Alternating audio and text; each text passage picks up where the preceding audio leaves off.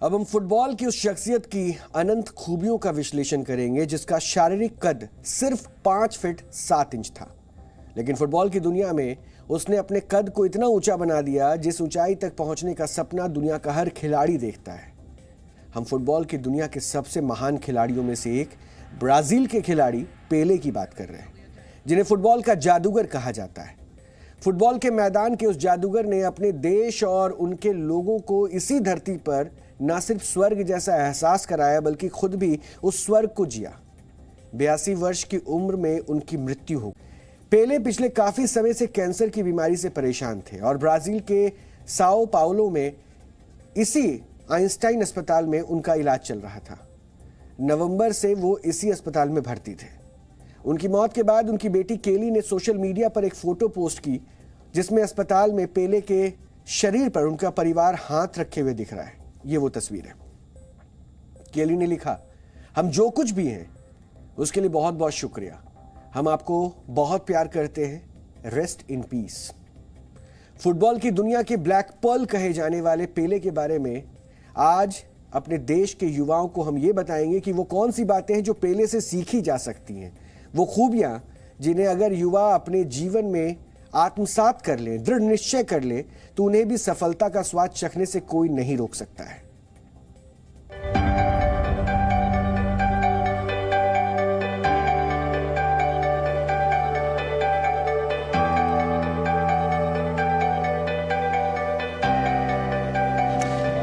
Long live the king.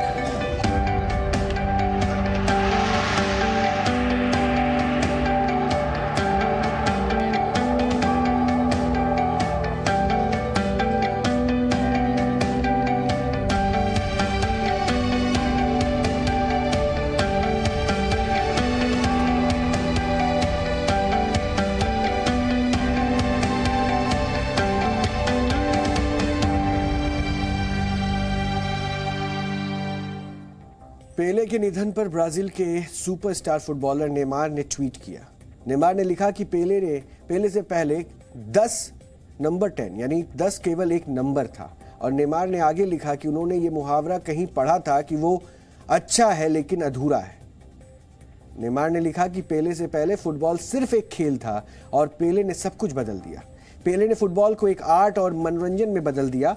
Pele 10 number की Jersey पहनते थे।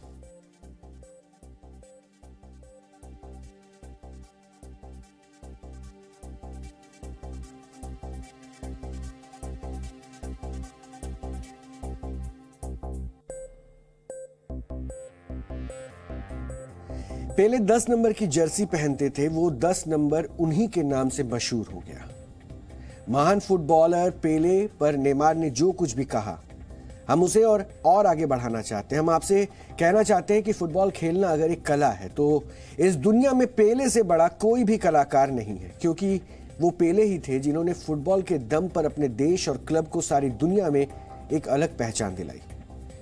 फैंस के लिए पेले क्या थे और क्या हैं, उसके लिए आपको पेले की उपलब्धियों से लबालब कुछ आंकड़े हम दिखाना चाहते हैं। इनमें से कई ऐसे हैं जिन्हें उनके बाद से आज तक कोई हासिल ही नहीं कर पाया है।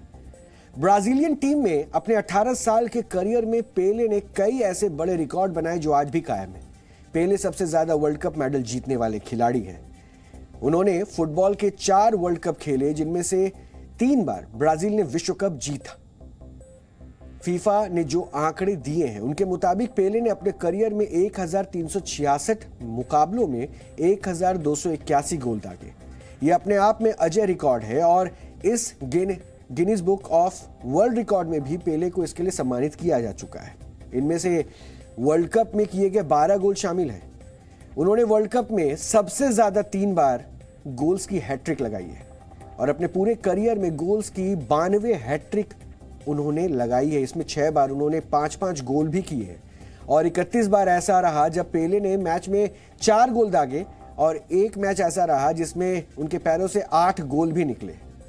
फुटबॉल के खेल में हैट्रिक बनाने के मामले में उनके पीछे पुर्तगाल के क्रिस्टियानो रोनाल्डो हैं, जिन्होंने अब तक 60 बार गोल्स की हैट्रिक बनाई है। यानी पेले के रिकॉर्ड को तोड़ने के लिए रोनाल्डो को अभी बहुत से मैच और खेलने होंगे और पेले के नाम पर सबसे कम उम्र में विश्व कप हैट्रिक और वर्ल्ड कप खेलने का भी वर्ल्ड रिकॉर्ड है। टीम में आने के सिर्फ एक साल बाद वर्ष 1958 में ही पेले ने स्वीडन के साथ फीफा वर्ल्ड कप के फाइनल मुकाबले में ब्राजील की तरफ से 2 गोल दागे थे। तब पहली बार ब्राजील फीफा वर्ल्ड कप जीता था। पेले के निधन पर दुनिया शोक में है और उनकी मृत्यु के बाद भी वो अपने फैंस और चाहने वालों में किस तरह जीवित हैं, उसकी जीती जागती कुछ तस्वीरें हम आपको दिखाते हैं। नासा ने आकाश गंगा यानी कि गैलेक्सी की तस्वीर को ब्राजील के रंग में रंगी दिखाकर पेले को श्रद्धांजलि दी। वो तस्वीर हम अभी आपको टीवी स्क्रीन पर दिखाने वाले हैं और ये तस्वीर इसलिए भी खास हो जाती है क्योंकि देखिए पेले के चाहने वाले दुनिया के अलग अलग हिस्सों में हैं। ये देखिए, ये वो नासा की तस्वीर। फीफा ने पेले की मृत्यु पर अपने सभी झंडों को आधा झुकाकर उनके प्रति अपनी संवेदना भी प्रकट की है। यह तस्वीर आप उसी की देख रहे हैं। ये सभी झंडे आधे झुके हुए हैं। इसी तरह इटली और जर्मनी ने महान खिलाड़ी की मृत्यु पर अपने अखबारों के जरिए शोक संवेदना भी जाहिर की और उन्हें श्रद्धांजलि भी अर्पित की। अमेरिका के पूर्व राष्ट्रपति बराक ओबामा से लेकर तमाम बड़ी हस्तियों ने पेले के निधन पर शोक जताया है।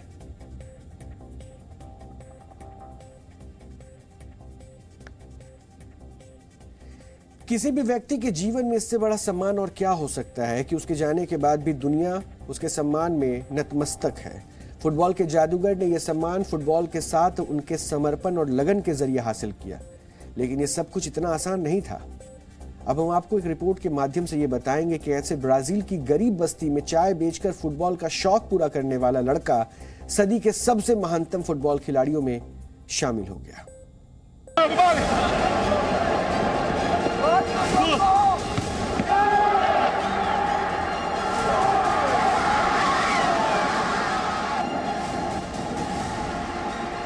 My father used to say, "Oh, men should be strong. Man doesn't cry."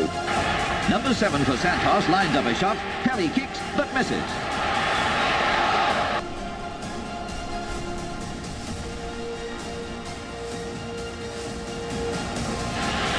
This is Edu for Santos and it's in. उनके पैरों में जादू था और वो फुटबॉल से चमत्कार करते थे। ऐसा चमत्कार जिसे देखकर दुनिया दंग थी और उनके चाहने वाले और उनका देश उनके संग उनके रंग में था। एक ऐसा खिलाड़ी जिनके जैसा न कोई हुआ और न कोई होगा।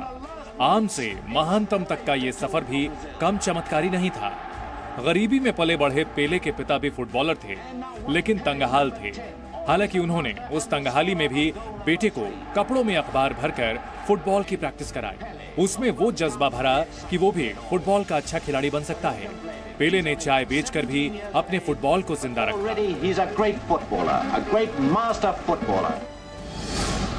इसी जज्बे के सहारे पेले ने 15 वर्ष की आयु में ब्राजील के फुटबॉल क्लब सांतोस में अपनी जगह बनाई और सिर्फ 1 साल के भीतर पैरों से जादू करने वाले पेले को ब्राजील की राष्ट्रीय टीम में जगह मिल गई। और कहते हैं ना, हीरे को कहीं भी रख दो, वो अपनी चमक नहीं खोता। टीम सिलेक्शन के अगले ही साल 1958 में पेले ने फुटबॉल के वर्ल्ड कप में ब्राजील की तरफ से खेला। ब्राजील ने पहली बार फुटबॉल वर्ल्ड कप की जीत का स्वाद चखा था। उसके बाद से चाहे पेले हो या फिर ब्राजील, दोनों की किस्मत फुटबॉल के नाम हो गई। पेले और फुटबॉल एक दूसरे के पर्याय बन गए। फिर तो एक तरफ दुनिया भर के फुटबॉलर और दूसरी तरफ सिर्फ एक नाम, पेले। बालिग होने से पहले ही पेले को सरकार ने राष्ट्रीय संपत्ति घोषित कर दिया। वो एक जीती जागती किंवदंती बन चुके थे। उनकी दीवानगी का आलम यह था कि 1967 में जब पेले की टीम खेलने के लिए नाइजीरिया गई थी, वहां गृहयुद्ध चल रहा था। लेकिन पेले का मैच देखने के लिए नाइजीरिया में गृहयुद्ध 2 दिनों के लिए स्थगित कर दिया गया। My father used to say, "Oh, men should be strong. Man doesn't cry." Then I saw my father cry when Brazil lost the game.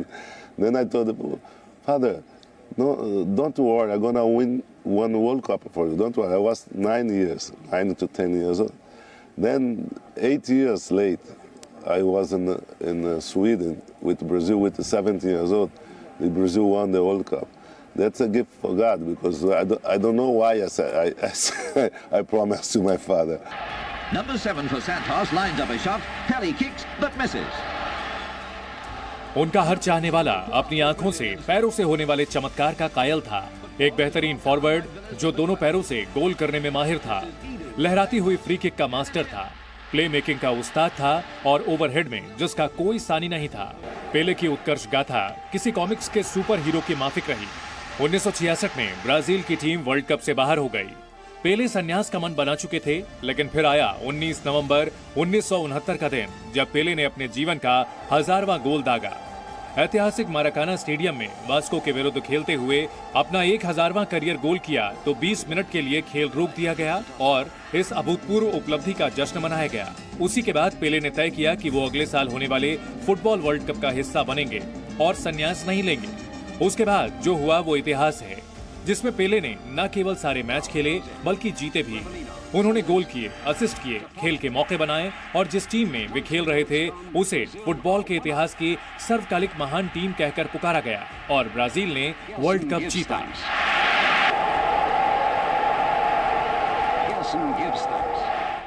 पेले को दुनिया हमेशा से पेले नाम से नहीं जानती थी। उनका असल नाम एडसन एरेंटस डो नासिमेंटो था। इस बात का जिक्र पेले ने अपनी किताब वाई सॉकर मैटर्स में किया है।